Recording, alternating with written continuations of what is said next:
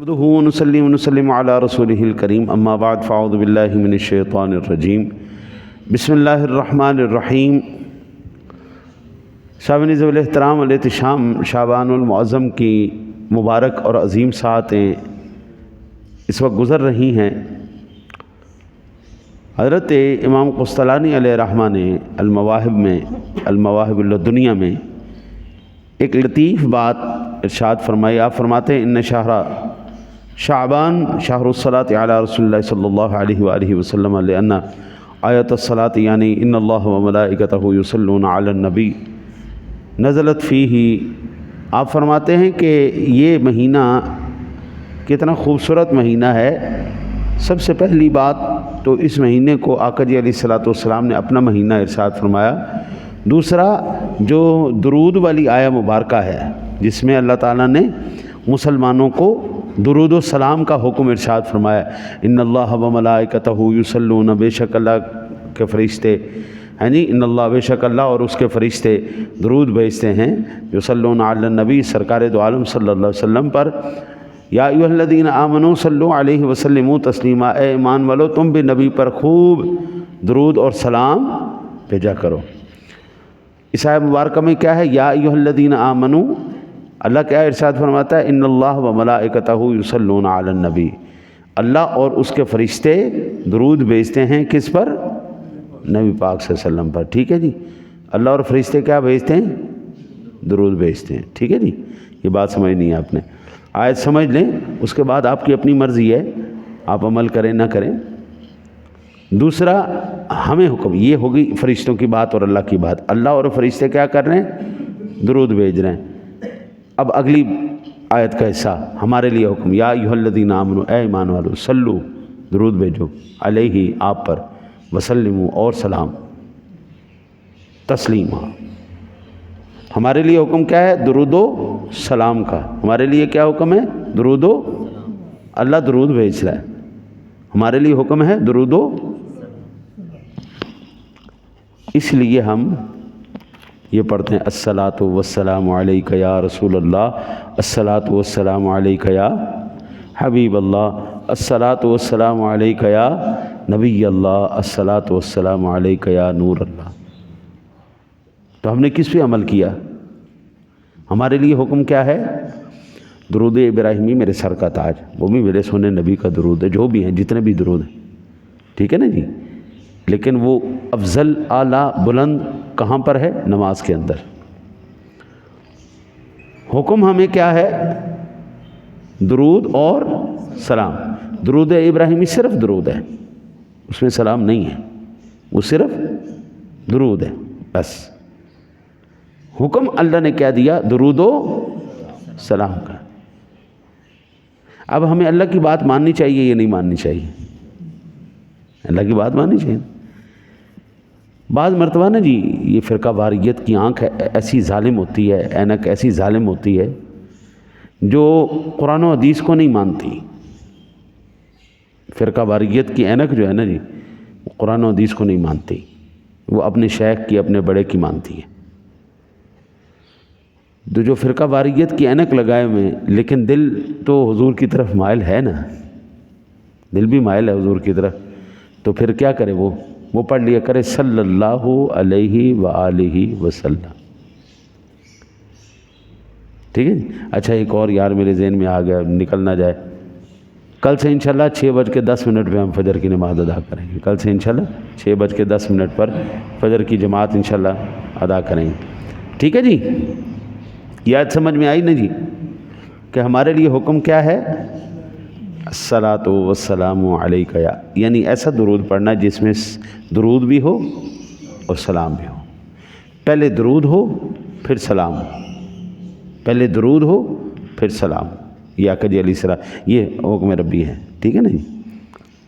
الصلاۃ یہ درود ہے، والسلام یہ سلام ہے، صلی اللہ یہ درود ہے، علیہ وسلم یہ سلام ہے۔ ٹھیک ہو گیا جی۔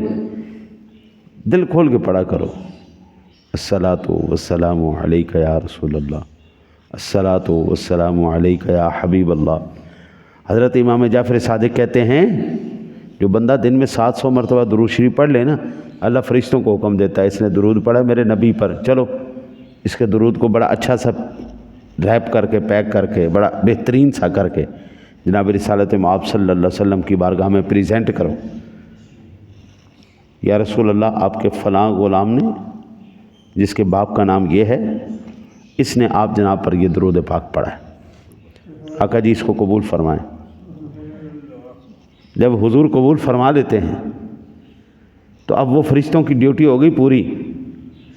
اللہ ارشاد فرماتا ہے ابھی تمہاری ڈیوٹی پوری نہیں ہوئی، بلکہ اب تمہاری ڈیوٹی شروع ہوئی ہے، آج سے لے کے قیامت کے دن تک یہ جس نے درود پڑھا ہے اس کے لیے مغفرت کی دعائیں کرتے چلے جاؤ۔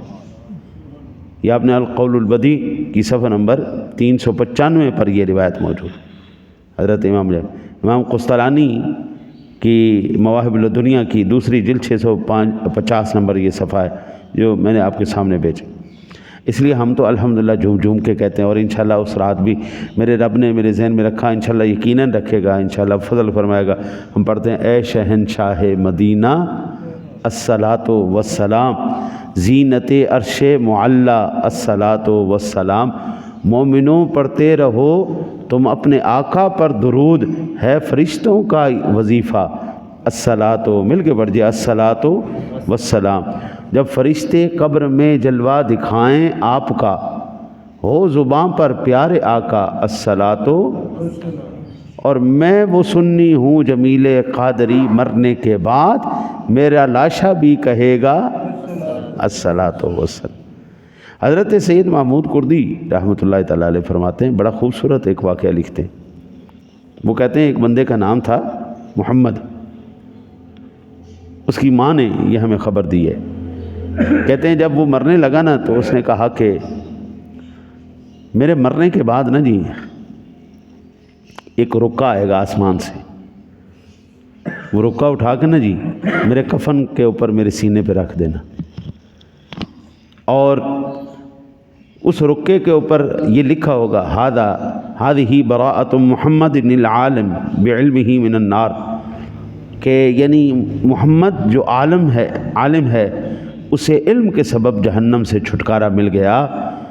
اس رکو کو میرے کفن کے اوپر، یعنی ان کو اس بندے کو اتنا یقین تھا کہ میں نے جو زندگی میں عمل کیا ہے اس عمل کے برکت اللہ پوری دنیا کو دکھائے گا، میرے مرنے کے بعد میرے جو ہے نا جی وہ کفن کے اوپر بھی وہ رکا آئے گا۔ انہوں نے کہا جب یہ آئے تو پھر رکھنا اور دفنانا، نہ آئے تو روڑی پہ پھینک دینا مجھے اگر یہ رکا آئے تو۔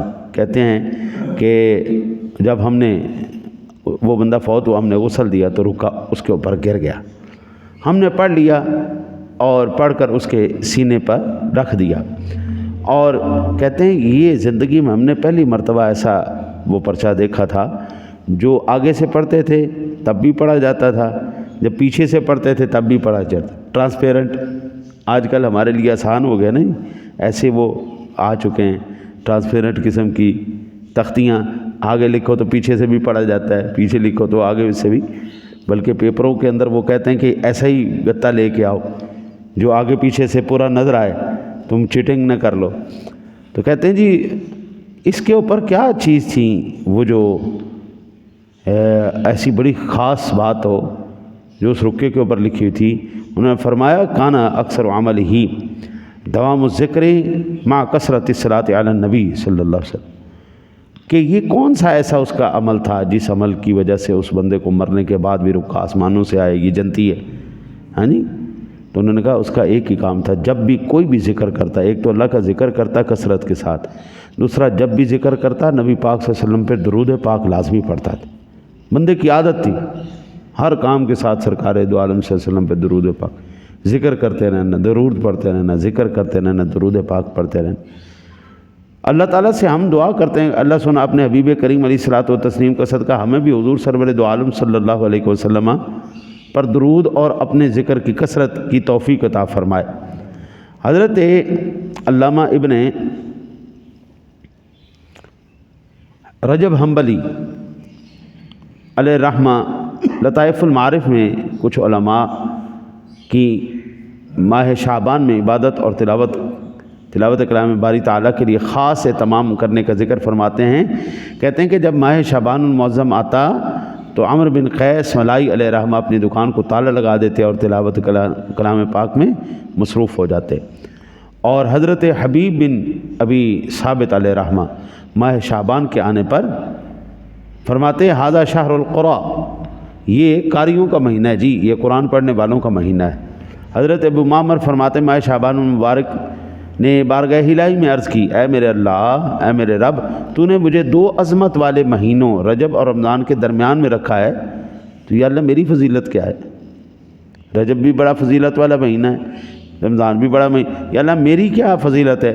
تو میرے پاک پروردگار نے ارشاد فرمایا میں نے تجھ میں قرآن پاک کی تلاوت رکھ دی ہے. جتنے بھی حافظ ہیں اب جناب بات تیری خیر ہو جائے تب شروع ہوا کریں، ٹیٹ ہو رہے ہیں جناب، رمضان شریف آ رہا ہے، رمضان شریف آ رہا ہے. ہاں جی، ایک بڑا خوبصورت واقعہ ہے، بڑا خوبصورت. ایک شخص کا انتقال ہو گیا، لوگوں نے اس کو کفن دفن دیا اور قبرستان لے جانے لگے. اچانک سے نا جی جب وہ قبر کھود رہے تھے 7 والی قبر گر گئی. یہ اکثر ہو جاتا ہے، 7 والی قبر گر جاتی ہے. اب قبروں کے اوپر تو قبریں چڑھی پڑی ہیں، قبر گری تو جیسے ہی وہ گری اتنی خوبصورت اس میں سے خوشبو آئی کہ سبحان اللہ، بڑی خوبصورت خوشبو آئی. کہتے ہیں کہ ہم نے جب وہ دیکھا نا جی میت بالکل صحیح سلامت تھی. کہتے ہیں جی تقریباً 65 سال گزر گئے تھے، جوانی کے اندر وہ بندہ فوت ہوا تھا. 65 سال گزر جانے کے بعد اس کا کفن بھی میلا نہیں ہوا، کفن بھی اس کا صحیح سلامت، جسم بھی صحیح سلامت. اور ہم نے عجیب منظر دیکھا، ایک درخت کی ٹہنی اوپر سے لٹکی ہوئی ہے، اس میں سے کچھ قطرے گر رہے ہیں اور وہ قطرے اس بندے کے چہرے پر اور اس کے چہرے پر اور سارے کفن پہ آ رہے. اتنی خوشبو مہک رہی ہے، ایسے جیسے عطر کی نہیں ٹوٹی لگ جاتی کہ ہولی ہولی عطر ٹپکتا رہتا ہے ٹپکتا رہتا ہے. کہتے بڑی خوشبو آئی. لوگوں نے جناب خیر اس کی قبر کو بھی بند کیا، اپنی میت کو دفنایا. جب گھر واپس آئے تو پتہ کیا یار یہ قبر کس کی ہے. پتہ لگا یہ ایک بیوہ عورت ہے، یہ اس کے شوہر کی قبر ہے. تو انہوں نے کہا کہ اچھا آئے. انہوں نے بتایا کہ بھئی ہم نے تیرے شوہر کی قبر کو دیکھا 60-65 سال کے بعد بھی چنگی بھلی قبر ہے جی، خوشبو آ رہی ہے. یہ منظر دیکھ کر ہم حیران ہو گئے. یہ بتاؤ کہ اس بندے کا عمل کون سا تھا جس سے اس کی اتنی قبر مہک رہی تھی. کہنے لگی کہ جوانی میں ہی میں نے شادی کی تھی اور جوانی میں بیوہ ہو گئی. 65 سال گزر گئے اس بات کو. میرا شوہر زیادہ پڑھا لکھا نہیں تھا، عام سادہ سا مسلمان تھا اور نماز پڑھ لیا، روزہ رکھ لیا، بس جس طرح لوگ مزدوری کرتے ہیں وہ مزدوری کرتا ہے. بڑی اس نے کوشش کی قرآن پڑھنے کی لیکن قرآن نہیں پڑھ سکا. اس کی ایک عادت تھی، قرآن پاک کھول کے نا جی اس طرح انگلی پھیرتا تھا، یا اللہ یہ جو تو نے کہا ہے نا یہ بھی ٹھیک ہے، یہ جو تو نے ارشاد فرمایا یہ بھی بالکل ٹھیک ہے، یہ بھی ٹھیک ہے، یا اللہ یہ جو تو نے ارشاد فرمایا اس پر بھی میرا ایمان ہے، یہ بالکل ٹھیک ہے. بس ان لینوں کے اوپر انگلی رکھ کے نا جی چلا کے سارا دن یہی کہے، یا اللہ یہ جو تو نے آیت نازل کی ہے نا یہ بھی بالکل ٹھیک ہے، یا اللہ اے جڑا حکم فرمایا یہ بھی بالکل ٹھیک ہے، یا اللہ اے جو لکھے یہ بھی بالکل ٹھیک ہے. اللہ کو ادا پسند آ گئی.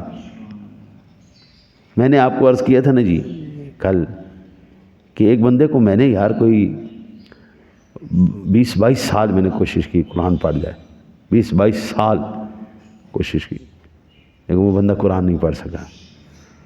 میرے رب کی منشا ہے جی، ہر ایک کی اپنے نصیب ہوتے ہیں جس کو جو اللہ تعالیٰ فرمائے. لیکن اس بندے کو قرآن سے محبت بڑی. یہ بندہ بھی قرآن سے محبت کا یہ نظارہ ہمیں دکھا رہا ہے کہ وہ بندہ صرف یہی کہہ رہا ہے یا اللہ جو تو نے کہا ہے بالکل ٹھیک ہے، جو تو نے کہا ہے بالکل ٹھیک ہے. مرنے کے بعد بھی اس کی قبر یار جنت بن گئی. ایمان سے بتاؤ کیوں نہ ایسے بندے کی قبر جنت بنے جو میرے رب کے ہر حکم کو فرما رہا ہے بالکل ٹھیک ہے، اور ان لوگوں کی قبر کا پھر کیا حال ہوگا جو باوجود اس کے، وہ تو پڑھنا نہیں جانتا تھا نا، سادہ آدمی تھا، پڑھنا نہیں جانتا تھا، لیکن وہ کہہ رہا ہے کہ اللہ جو تو نے کہا ٹھیک ہے، میں کیا کروں ان لوگوں کا جو قرآن جانتے بھی ہیں، عظمت مصطفیٰ کی آیاتیں پڑھتے بھی ہیں، اولیاء اللہ کی عظمتیں پڑھتے بھی ہیں، کرامات کو پڑھتے بھی ہیں۔ اور میں آج ایک ایسی بات آپ کو سناؤں، آپ سن کے حیران ہو جائیں گے۔ قرآن پاک کے اندر نا سلیمان علیہ السلام کی چونٹی کا ایک ذکر ہے۔ سفر کے دوران ایک چونٹی کی وادی آئی، قالت نملۃ یا ایھا النمل ادخلوا، اور وہ کہہ رہی تھی یا ایھا النمل ادخلوا، او میری کیڑیو، اے کیڑیو، یا ایھا النمل ادخلوا، اے کیڑیو، کیا کہہ رہی تھی؟ اے کیڑیو، کیا کہہ رہی تھی؟ اے کیڑیو، یا ایھا النمل ادخلوا، اے کیڑیو۔ وہ کیڑی زندہ ہے جس نے کہا تھا، جس کو پکارا گیا تھا، وہ زندہ ہے؟ دونوں مر گئی نا۔ تو جو آج کہے اے کیڑیو، وہ مسلمان ہے یا کافر ہے؟ بتائیں نا، وہ مسلمان ہے یا کافر ہے جو آج کہے؟ ہزاروں سال پہلے اس نے کہا تھا او میری کیڑیو، اے کیڑیو۔ بڑے تعجب کی بات ہے یار، میں ان پڑھے لکھوں کا کیا کروں جن کو کیڑی کی بات نہیں سمجھ میں آئی۔ ہزاروں سال پہلے کیڑی مر گئی، ختم ہو گئی، جس کے بارے میں کوئی ذکر نہیں ہے کہ کیڑیاں مرنے کے بعد جو ہے نا اپنی قبروں میں زندہ ہے، نہ کہیں پہ بھی نہیں۔ کیڑی ختم ہو گئی، کوئی حساب کتاب نہیں، کھلی ولی چھٹی۔ اس کو اے کیڑی کر کے تو پکارے نا تو تیرے ایمان کو خطرہ نہیں آتا، لیکن یا محمد کہہ لینے سے تیرے ایمان میں خطرہ آ جاتا ہے۔ جبکہ رسول اکرم صلی اللہ علیہ وسلم نے فرمایا ان اللہ حرم علی الارض ان تأکل اجساد الانبیاء فنبی اللہ حی فیرزق۔ اللہ تعالیٰ نے زمین کے اوپر حرام کر دیا ہے وہ نبیوں کے جسموں کو کھائے۔ نبی، ہر نبی اپنی قبر میں زندہ ہے اور اس کو رزق دیا جا رہا ہے۔ ہم جب کہتے ہیں تو زندہ ہے واللہ، تو زندہ ہے واللہ، میرے چشم عالم سے چھپ جانے والے، ہم آج یا محمد کہیں نا تو یہ شرک ہو جاتا ہے۔ خود یا نملتن، یا اے کیڑیو، اے کیڑیو کے کیڑی دا نام لے کے مشرک نہیں ہوئے جڑی ہزاراں سال مر گئی۔ نبی دا نام اس دے بارے میں ہے بھی نہیں کہ وہ زندہ ہے، ختم ہو گئی یار، آئی بس اپنا کردار ادا کیا، لیکن نبی تو زندہ ہے۔ نبی تو خود یہ کہہ رہے ہیں زندہ ہے یار۔ بڑے تعجب کی بات ہے۔ یہ مہینہ میرے نبی کا مہینہ ہے اور قیامت کے دن تک یہ نبی کا مہینہ ہی رہے گا۔ ان اللہ و ملائکتہ یصلون علی النبی، یہ میرے نبی کی شان ہے، قیامت تک یہ میرے نبی کی شان ہی رہے گی۔ میں پھر اس کو افضل کیوں نہ جانوں جو سادہ آدمی ہیں، انگلیاں رکھ کے کہتا ہے یا اللہ یہ تیرا حکم بھی ٹھیک ہے، یہ حکم بھی تیرا ٹھیک ہے، یہ جو تو نے آیت نازل کی یہ بھی بالکل ٹھیک ہے، یہ تیرا امر بھی ٹھیک ہے۔ تو مرنے کے بعد پھر ہم یہ کو کہیں کہ ان کی قبریں روشن تھیں، ان کی قبریں منور تھیں، ان کی قبروں سے خوشبوئیں آ رہی تھیں۔ حضور سے اتنی محبت کر جانا، قرآن سے اتنی محبت کر جانا کہ کم از کم اگر ہماری قبروں سے خوشبو نہ آئے، کم از کم ہمارے جسموں کو کیڑے اور کتے اور یہ سانپ بچھو نہ کھائیں۔ وہ بھی مخلوق جانتی ہے حضور کا غلام آ رہا ہے یا گستاخ آ رہا ہے، وہ بھی جانتی۔ آنکھوں سے ہم نے دیکھا ہے جو کتنی پرانی پرانی قبریں جب کھلی ہیں، لوگوں کے کفن بھی سلامت ہے، لوگوں کے جسم بھی سلامت۔ بس اتنی محبت کر جانا کہ لحد میں عشق رخ شاہ کا داغ لے کے چلے، اندھیری رات سنی تھی چراغ لے کے چلے۔ اللہ سے دعا اللہ آپ کو مجھے عمل کی توفیق عطا فرمائے۔ اللہ